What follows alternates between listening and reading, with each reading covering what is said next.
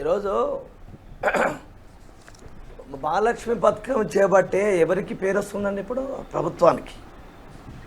ప్రభుత్వం ఇచ్చిన 6 గ్యారెంటీలలో మొట్టమొదటి గ్యారెంటీ వారు చెప్పినట్టుగా 48 గంటలలో దాన్ని ఆర్టీసీ కార్మికులు భుజానేసుకొని ఎన్ని ఇబ్బందులు ఎదురైనా ప్రయాణికులు దాడులు చేసినా, రక్తాలు కాయేటట్టు కొట్టినా, చెప్పులతో దెబ్బలు పడ్డా, రకరకాల ఒత్తిడితో ఎన్నో ఇబ్బందులు అనుభవించుకుంటూ ఇవాళ విజయవంతంగా మహాలక్ష్మి పథకాన్ని తమ భుజాల మీద వేసుకొని ప్రభుత్వ పథకాన్ని విజయవంతంగా అమలు చేపిస్తున్నది ఆర్టీసీ కార్మిక వర్గము.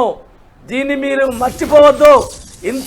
ఈ పథకాన్ని ప్రజలలోకి తీసుకుపోయి ఈరోజు లక్షలాది మంది ప్రయాణికులు ఇలా ప్రయాణం చేస్తున్నారంటే అది కార్మికుల యొక్క కష్టం, కార్మికుల యొక్క బాధ, కార్మికుల యొక్క చెమట, కార్మికుల యొక్క రక్తం అని చెప్పేసి ఈ ప్రభుత్వం గుర్తించాలా. ఇవాళ మీకు తెలుసు మహాలక్ష్మి పథకం పెట్టగానే అయిపోయిందండి. మహాలక్ష్మి పథకానికి కావాల్సినటువంటి సౌకర్యం ఏంటియో మీరు ఆలోచించారా?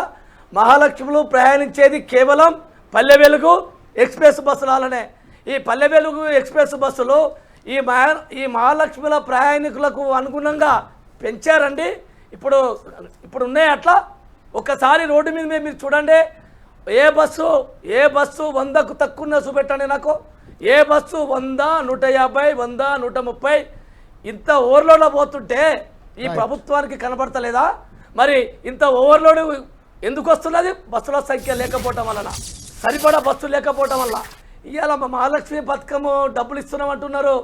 ఎందుకు పెట్టారు? మరి ఉచిత పథకం పెట్టినప్పుడు మరి ఇవ్వాల్సిన బాధ్యత మీదే కదా. మరి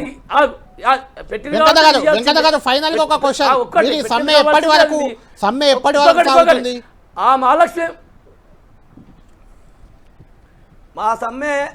మా ఈ సమ్మెను వెళ్ళడానికి కారకులే ప్రభుత్వం.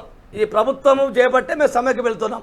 ఈ ప్రభుత్వం స్పందించి మా న్యాయమైన వాళ్ళు ఎన్నికల మేనిఫెస్టోలో పెట్టినటువంటి హామీలను అమలు చేసేంత వరకు ఈ సమ్మె కొనసాగుతుంది.